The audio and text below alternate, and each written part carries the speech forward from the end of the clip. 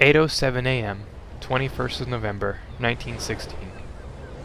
His Majesty's Hospital ship Britannic is sailing to the British sea base of Lemnos in the Aegean Sea, where she would take on board thousands of wounded soldiers from the Allied campaigns against Turkey in the First World War. She sails from Naples, Italy, on a scheduled round trip of 2 weeks from Southampton. Britannic is the third and final ship of the Olympic class, the youngest sister of the RMS Olympic and the infamous RMS Titanic. Britannic was originally designed to be fairly similar to her sisters Olympic and Titanic.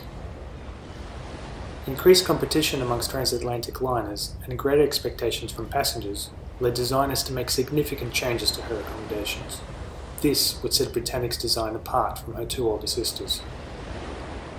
Third class was given new entrances. Second class would be given the luxury of their very own gymnasium.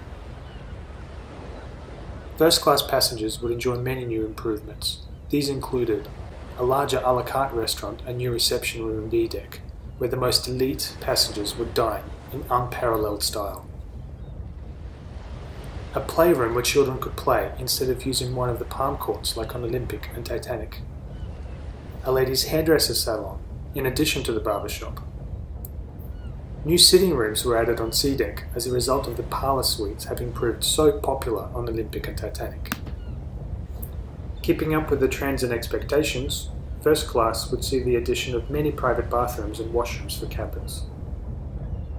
Although basic on Olympic and Titanic, the swimming pool in Britannic was to be completely redecorated to keep up with the trends of sumptuous swimming baths aboard the German liners.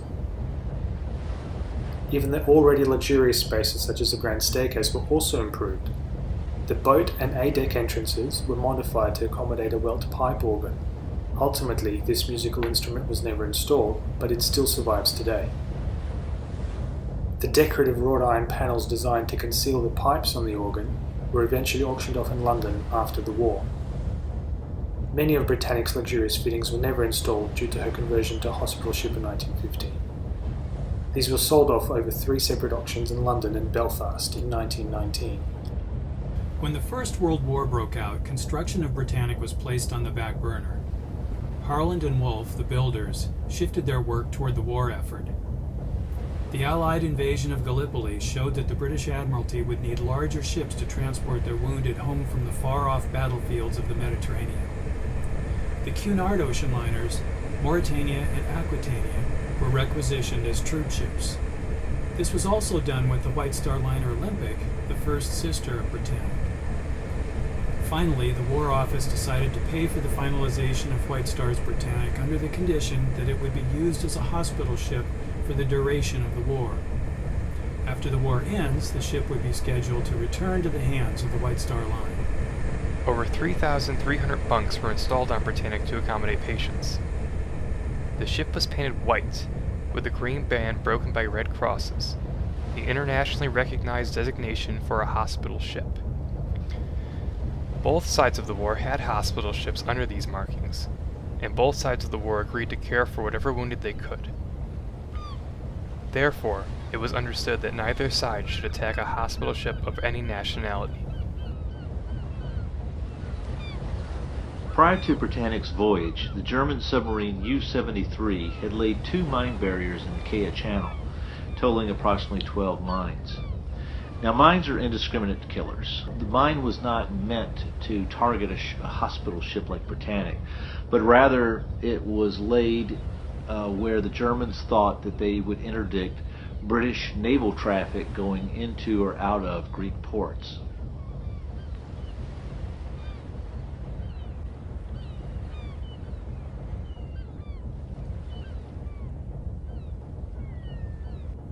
My name is Corporal Jack Waugh, of the Royal Army Medical Corps. I had just finished breakfast and had come up on deck. I sat down on the hatchway while one of our chaplains, with his map out, was showing us different places of interest on the nearby shorelines.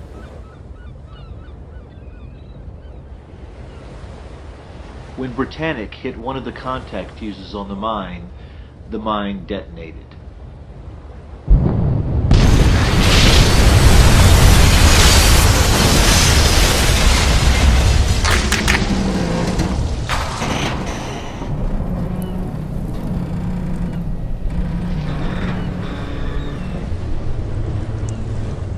resulting explosion created an expanding gas bubble, lifting Britannic's bow with it. It twisted Britannic's hull a bit, slightly warped her frame, which resulted in the watertight doors in boiler rooms 6 and 5 becoming jammed in their tracks in the full open position. At breakfast, a muffled explosion rang out from the lower decks. The ship vibrated more than it shook. The vibrations passed us, smashing the furniture and windows, then echoed off into the distance. Moments later, the vibrations echoed back, smashing more glass and crockery around us. These vibrations reverberated from one end of the ship to the other for over a full minute. Nurse Ada Garland, Voluntary Aid Detachment. I had just had my bath and was now shaving in my cabin, which was about 10 yards distant from the point of contact. I was thrown very forcibly across the cabin, with sundry articles of gear on top of me. The boat lifted twice, and everything seemed to dance, and the fumes from the explosion temporarily blinded me. 5th Officer Gordon Fielding. Some were killed by the explosion itself. In the steward's quarters, the bunks fell down on top of the men, and everything collapsed, while I believe the emergency staircase was blown away. The water ran in great volumes to the forward compartments. The fumes in the alleyways were something stifling. Not sulphurous, but something poisonous and unearthly. Assistant Chief Engineer, Joseph Wolfe.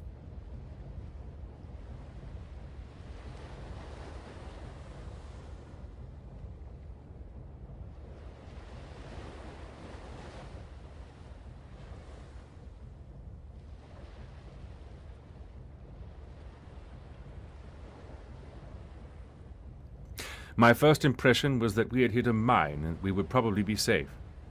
I gave orders to clear the lifeboats and have them made ready to be sent away should it necessitate. Captain Charles Bartlett, HMHS Britannic, 21st of November 1960. Captain Charles Bartlett came onto the bridge still wearing his pajamas. His first orders were to sound the emergency quarters alarm and to close the watertight doors.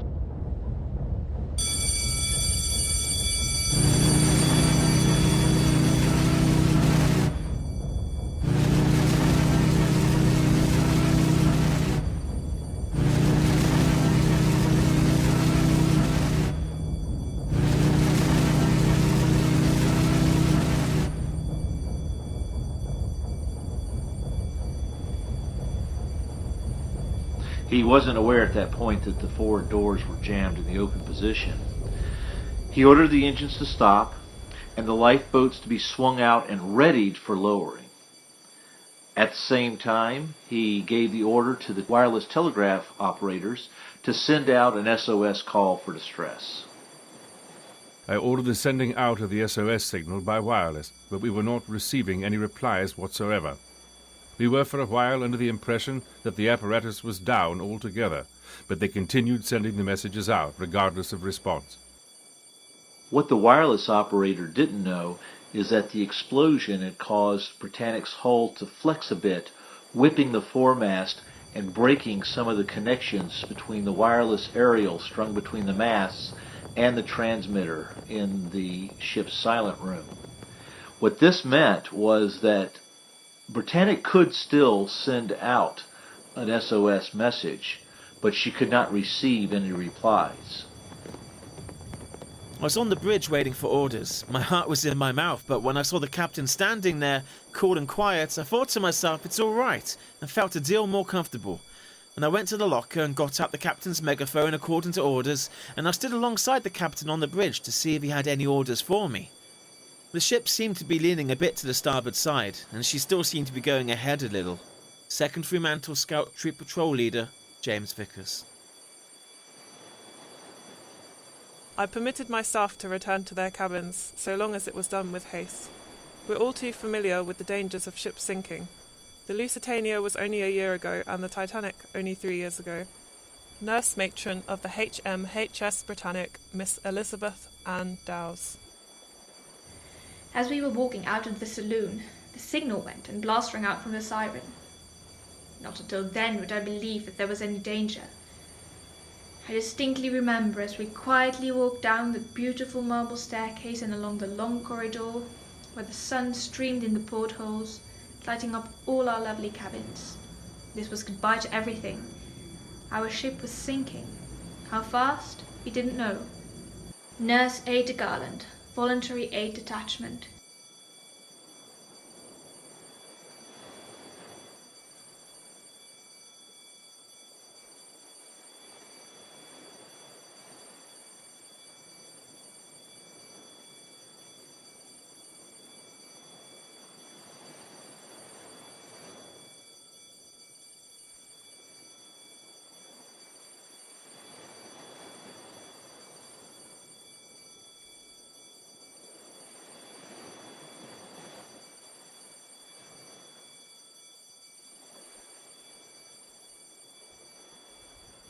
As the situation continues to deteriorate, the captain realizes that his ship is in serious trouble. The Greek island of Kea looms only a couple of miles in the distance. Captain Bartlett orders a turn toward it in an effort to beach the ship. If Britannic can be beached, a dangerous evacuation could be avoided and the ship could possibly be salvaged.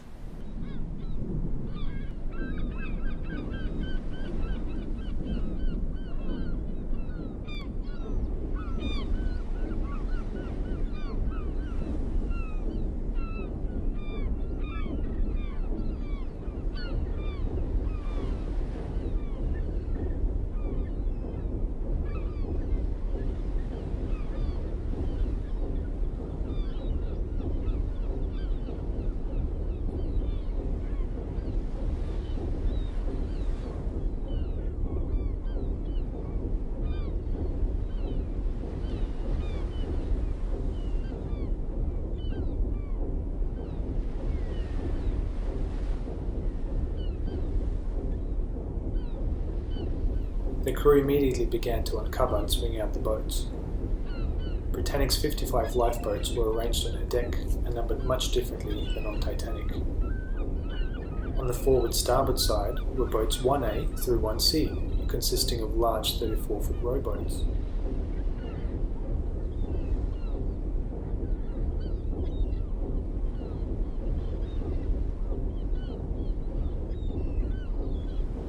Amidships in single acting davits were 12 30-foot boats, as well as 12 collapsible boats similar to those found on Titanic. These were numbered 2 through 13 and 2A through 13A respectively.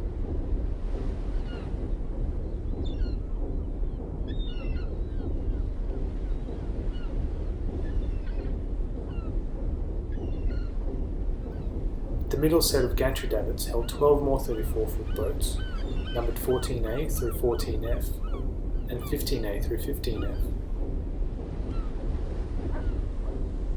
The aftmost gantry davits held 10 34-foot boats and 2 34-foot Thornycraft motorised boats. These were numbered 16A through 16F and 17A through 17F.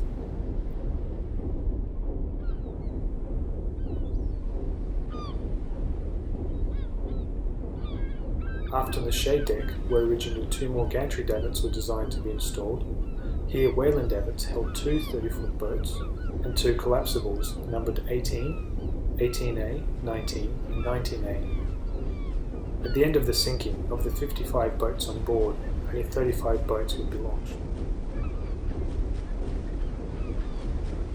The first boat to leave the Britannic left at around 8:20 a.m. A group of frightened firemen swung the boat out and climbed aboard themselves, lowering the boat with only a handful on board, despite its capacity of around 65. However, Assistant Commander to the Britannic, Captain Dyke, ordered the boat to rescue people as they jumped overboard, so these seats were not entirely wasted.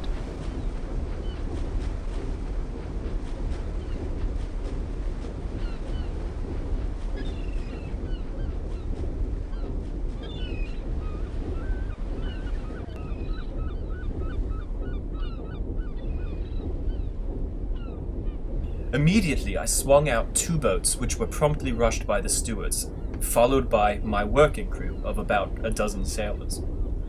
As this was only a sudden panic, I was able to persuade them to get back to their positions. I must say that my sailors were wonderful after this first panic, and not one offered to leave the ship before receiving his orders.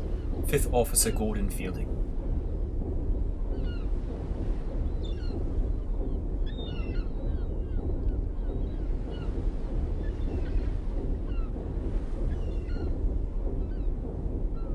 After a certain interval, the steering gear having apparently failed, I turned the ship to head for land under her own steam.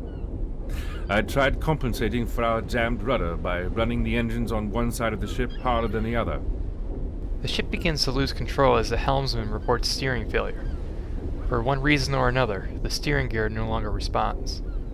The captain tries to use the propellers to steer the ship, using higher power on the port side that would turn the ship slowly to starboard, towards Kia.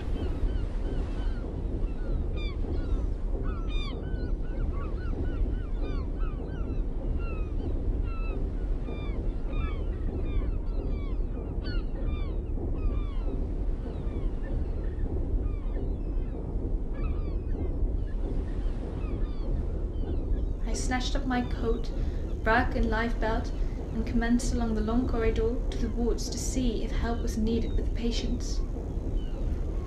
It was a terrible sight. Men who could barely walk were struggling to climb the stairs.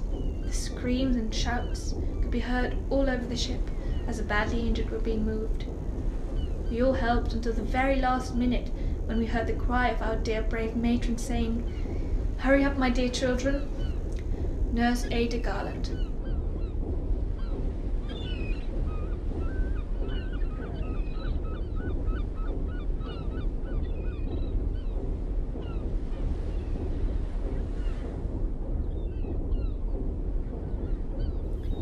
I broke off from the group and entered my cabin. I indulged in a few bites as I pocketed my possessions. A ring my friend had given me, and my clock, of course.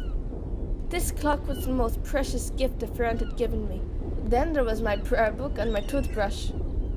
The latter was because I complained about not being able to acquire a toothbrush while on board the Cr.THG after the sinking of the Titanic. I was now experienced with surviving shipwrecks.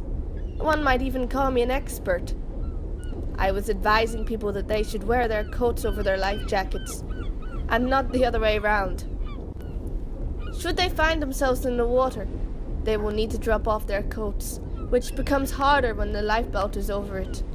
Despite my frequent advice, I found myself having accidentally done the opposite.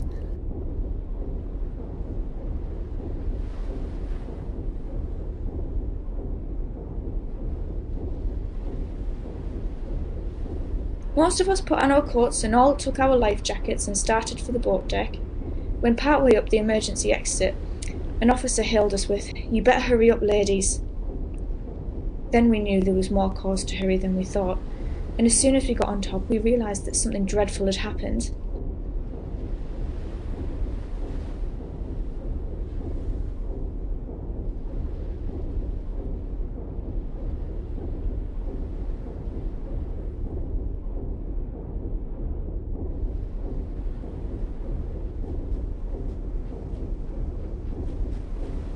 Panic was beginning to spread among the people idling on the decks. Fresh in their minds were the sinkings of Titanic and Lusitania. Within only the first few minutes of the explosion, the ship took on a noticeable slant downward toward the bow and a list to starboard. This only increased the panic. Instead of waiting for orders, a handful of lifeboats were launched without authorization from the overseeing officer. Some of the boats cleared the sinking ship, but not all.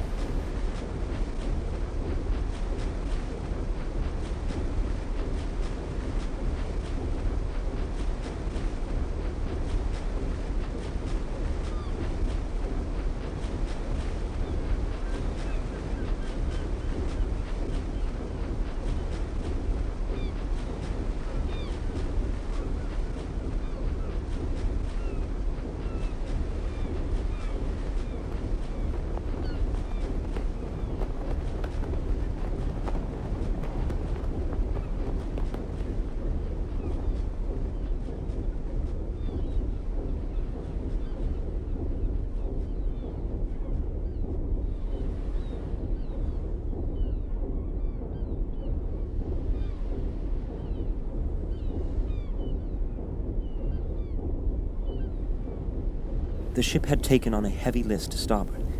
Then she began to dip heavily forward. The RAMC were paraded on deck, and I am proud to say that anyone would have taken it for an ordinary, everyday parade. Everyone was as calm and as collected as it was possible to be. I never thought for a moment that she would go down as sharp as she did. Corporal Jack Wall, Royal Army Medical Corps.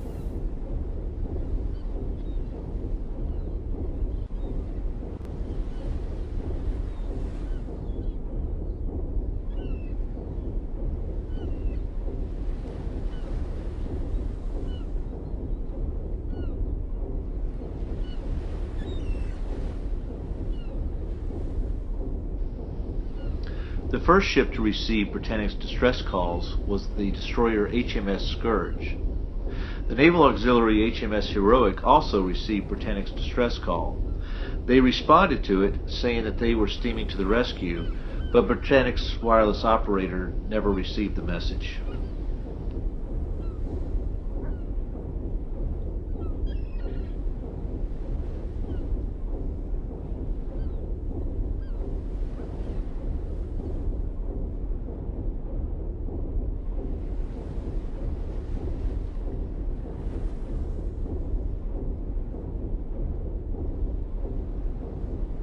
And as we were being lowered, we were almost thrown out of the boat catching the side. However, we eventually reached the water. The propellers were now on water level, and several of the boats were drawn into the whirlpool. The boat I was in, the pulleys taken directly off, was drawn right to the propellers. And then came the decisive moment of my life. I could not swim. Yet as I looked and saw men being cut up by those terrible blades, I made a quick decision. My chum could swim, so he dived over the side. I looked after him. We were now almost to the blades, so I jumped into the sea as well.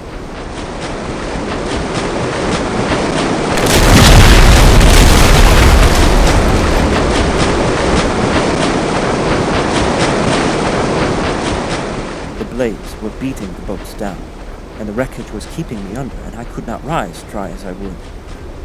How long this went on, I don't know, but to me it was terribly long. And I had ceased to struggle, never expecting to come out alive, as I was almost gone. I remember my thoughts then were these. This is the end.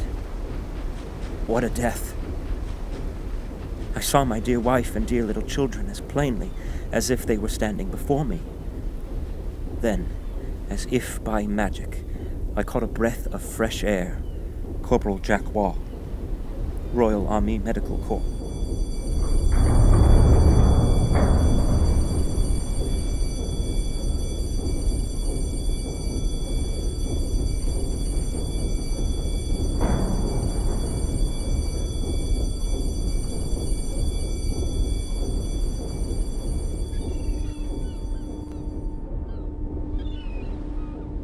My name is Henry Pip. I'm a 15-year-old Sea Scout. There wasn't any excitement, as everyone knew their boat stations and went to them without stopping to look for their kits. The Sea Scouts on the lifts worked them for as long as they could, but the ship soon listed so much to starboard that they had to give up and go up to the boats.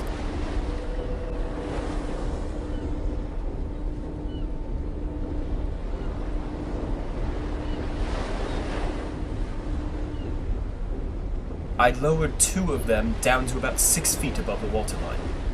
In spite of the curses of the men in the boats, I kept them there until definite orders from the bridge to launch the boats.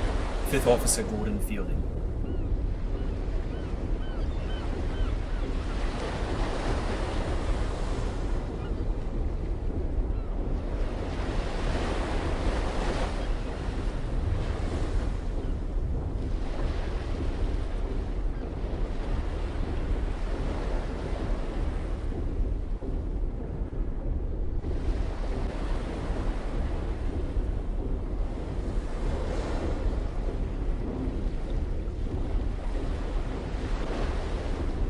We didn't have much success getting away from the ship's side. The Britannic was still pushing forward under her own steam.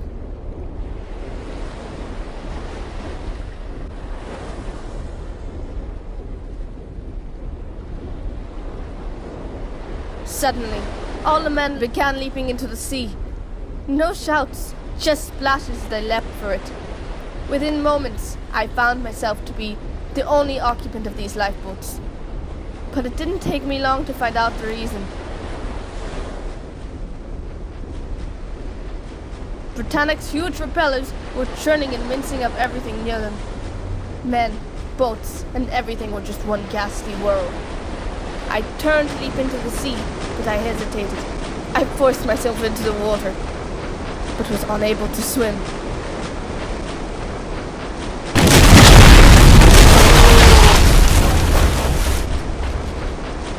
Then hit on the head repeatedly by something solid. I believe it was either a piece of boat or the propeller itself. It hit me 3 times on the head. Terrible blows that made my brain rattle. But fortunately, it hit me where my hair was thickest.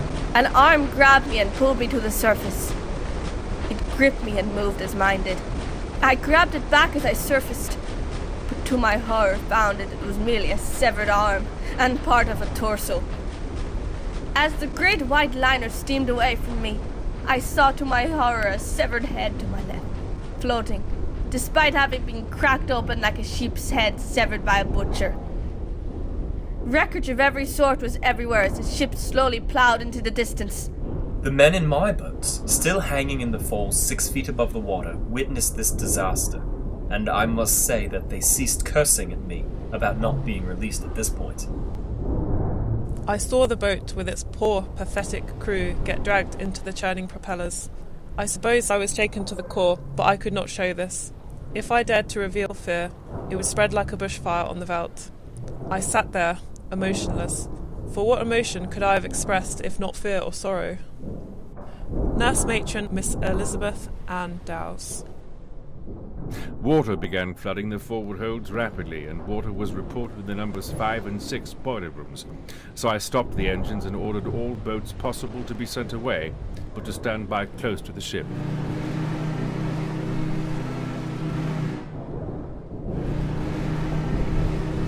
Two lifeboats were smashed to splinters by the propeller blades, but the blades stopped briefly just before a third boat came into their death grip.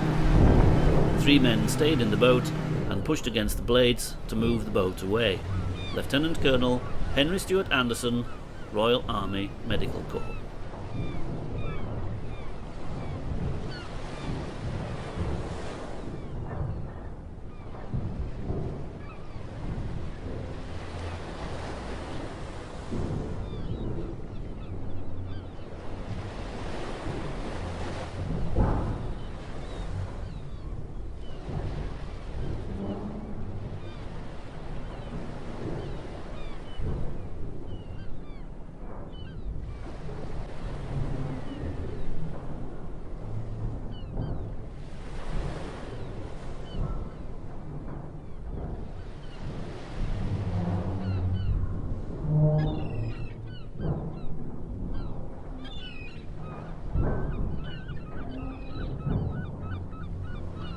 Having climbed into our lifeboat, we were lowered away, only to discover halfway down that the plug wasn't in the bottom of our boat.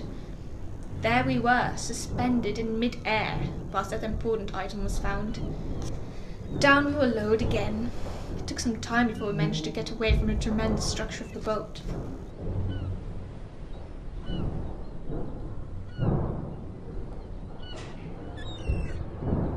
I know that women can be brave, but I never dreamed they could rise to such heights of cool, unflinching courage as those nurses did, when under Miss Dowse, the matron, they lined up on deck like so many soldiers, and unconcernedly and calmly waited their turn to enter the boats. We men are proud of them, and we can only hope England will hear of their courage. They were magnificent.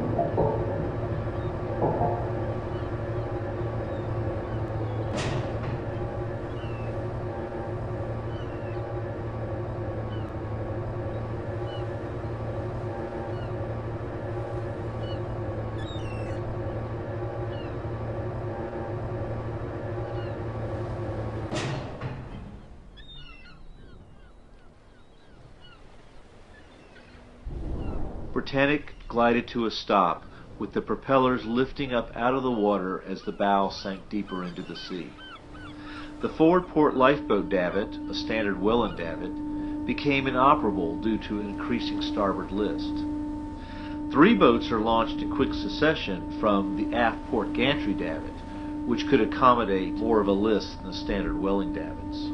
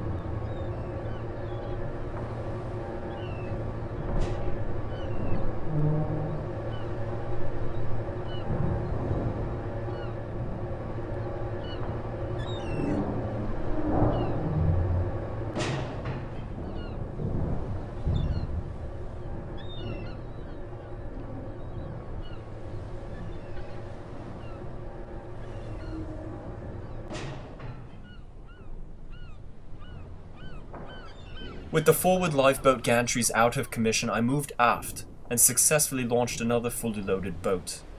I then hooked on the 5-ton motor launch when the first officer came up saying he had orders from the captain to leave in this boat and to take charge and pick up any survivors from the smashed boats. As the officer had nearly been drowned in the wreck of the Arabic, he was somewhat excited and urgent. The second alarm was sounded and Captain Bartlett told me to go and get into my boat. I walked along the boat deck to my boat and the first officer told me to get into the motor launch, which was soon being lowered. I got in, and in doing so my foot got jammed between the side of the ship and the motor launch. I filled the motor launch with 30 Royal Army Medical Corps and 2 or 3 sailors and launched it under the charge of the first officer.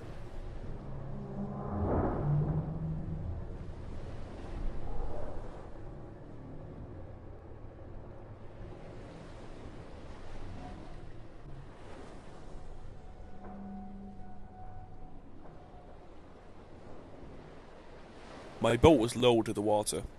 4 oars and 4 men to each oar. We pulled for our lives to clear the suction. While pulling away, something hit me on my left eye, but did not take much notice at the time. Blood began running down my face. After we got clear of the danger of the ship, we started to rescue our comrades that was in the water. We had no one to man our boats, so we carried on ourselves. We had pulled one out of the water and given him treatment. We saw another that was nearly dead, so we pulled towards him.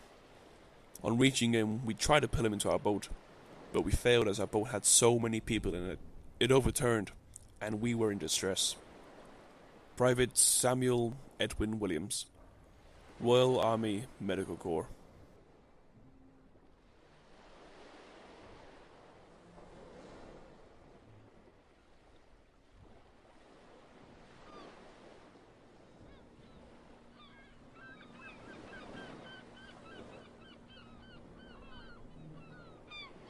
Because of the heat of a buttoned-up steamship in the Mediterranean, even in November, the medical staff, against all operating procedures in a war zone, opened the forward portholes to allow ventilation, to get some fresh air to circulate throughout the ship before the wounded were brought on board.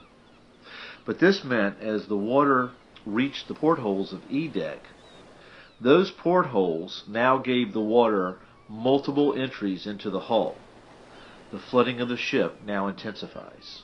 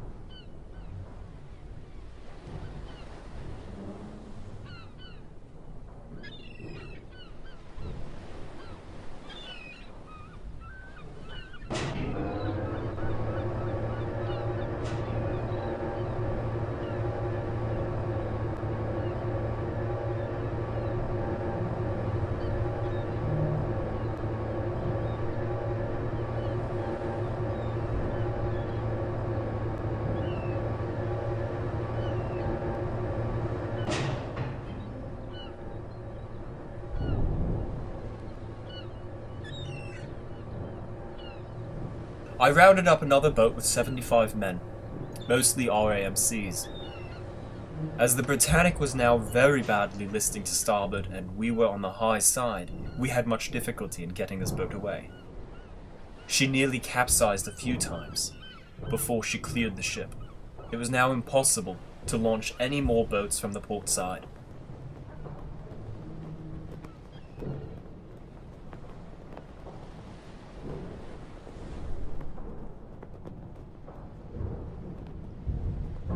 The ship seemed to stop settling a little. She gave me hope that she had stabilized herself. I passed word to stop lowering the boats as we again attempted to work the ship towards land.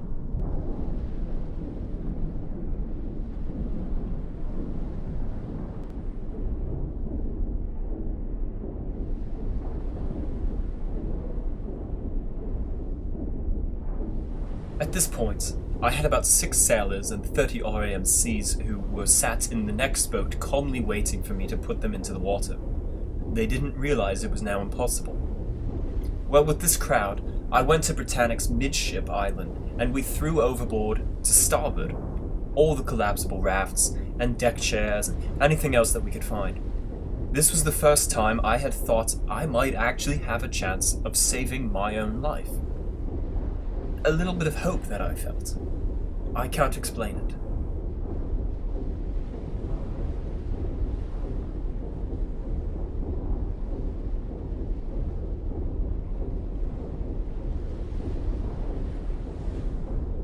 When the starboard list reached 10 degrees, launching of port boats from even the gantry davits was no longer possible. Crews on that side gave up trying to lower boats and began throwing deck chairs and life rafts into the water below. And despite the growing list, it seemed to the crew on board that the rate at which Britannic was sinking had slowed. So Captain Bartlett ordered the lifeboat launcher to be paused, and the engine started again in an attempt to reach Kea Island.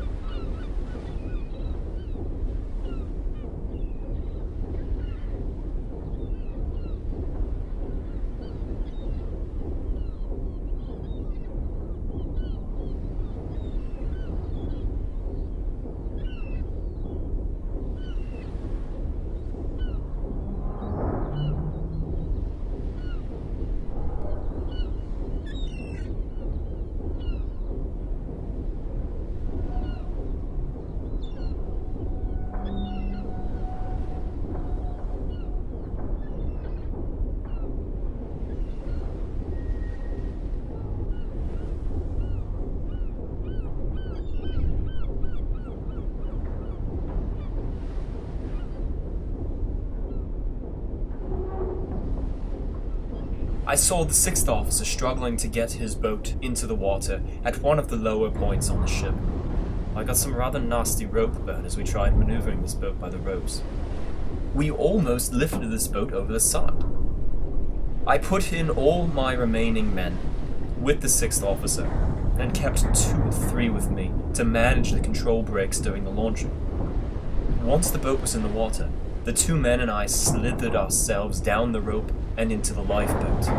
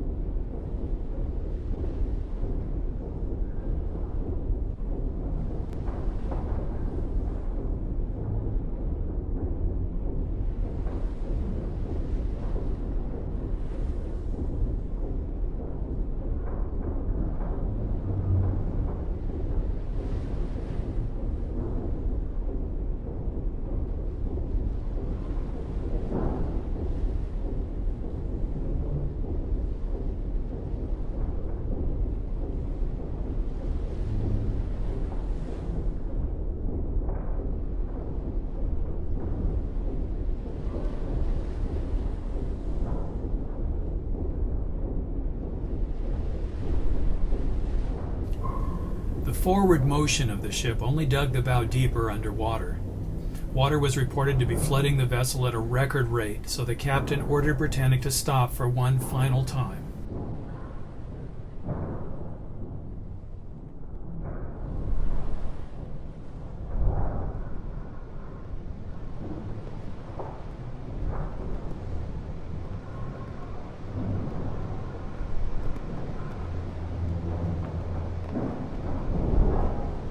I gave the order for all to leave the ship, passing word to the engine room and blowing the whistle for the last alarm, the abandoned ship signal. 2 long blasts of the whistle.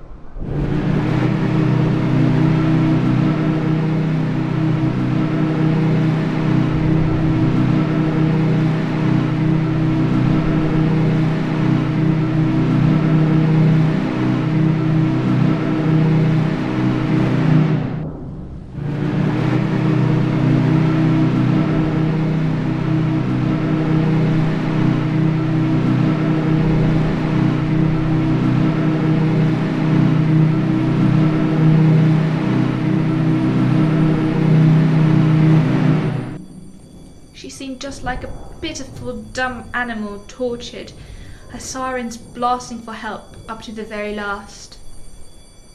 Captain C.A. Bartlett, the commander of the Britannic, stayed on the bridge giving orders to the officers through his speaking megaphone as the ship was going down under his feet. He not leave until the water lapped over him. The ship was sinking very quickly then, going by the head and listing to starboard, and soon the water came to the bridge. Assistant Commander Dyke having reported to me that all had left the ship, I told him to leave, and shortly after I followed him. We barely left the bridge, walking into the water by the forward boat gantry on the starboard side. The funnels fell just moments later. One of the quartermasters had gone below early in the sinking to find supplies of bread from the ship's pantries to stock the lifeboats. He came out onto the deck to find the bridge submerged and the ship rapidly dropping in the water. He dropped the bread and leapt into the sea with mere seconds to spare before the vessel had disappeared. When we reached the deck, the foremost of the 4 funnels was touching the water, and the bows were completely submerged.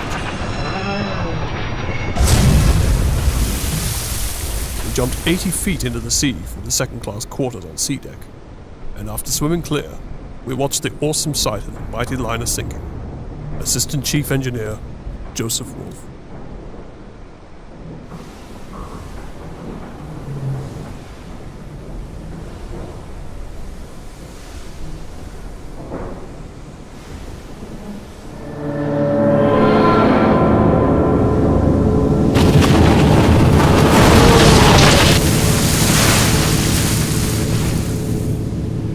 It was indeed sad to watch our ship, slowly but surely sinking. We could hear her boilers rumbling off like thunder into the water, and her immense funnels, through which one could have driven a coach and 4, were ripped up with as little difficulty as tearing a piece of paper.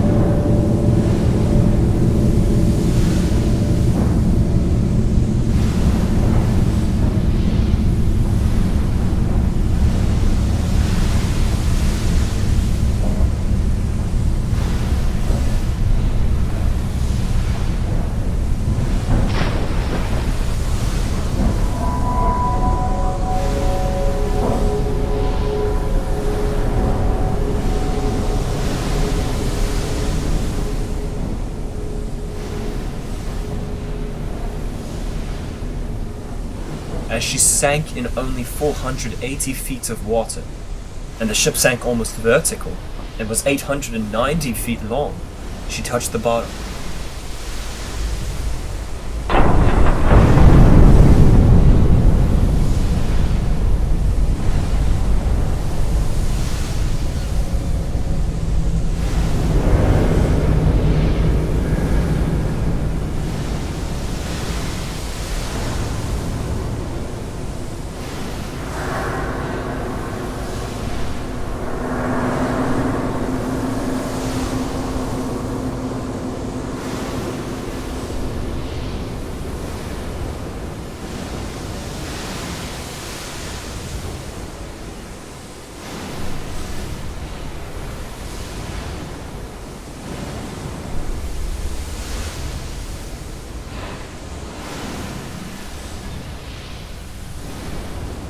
I had supervised over the construction and launch of the Britannic.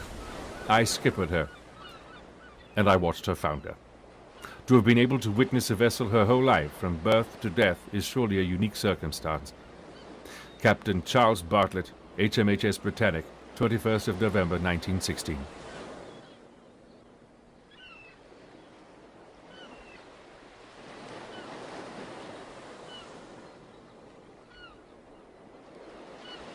His Majesty's hospital ship Britannic sank in 55 minutes. 3 times the time it took for the Lusitania to sink, but only a third of the time it took for the Titanic to go down. Out of 1,066 souls on board, there were only 30 casualties in the sinking, far fewer than most other shipwrecks of this size. 21 were members of the crew, and 9 were members of the Royal Army Medical Corps. Britannic remains the largest passenger shipwreck on the ocean floor.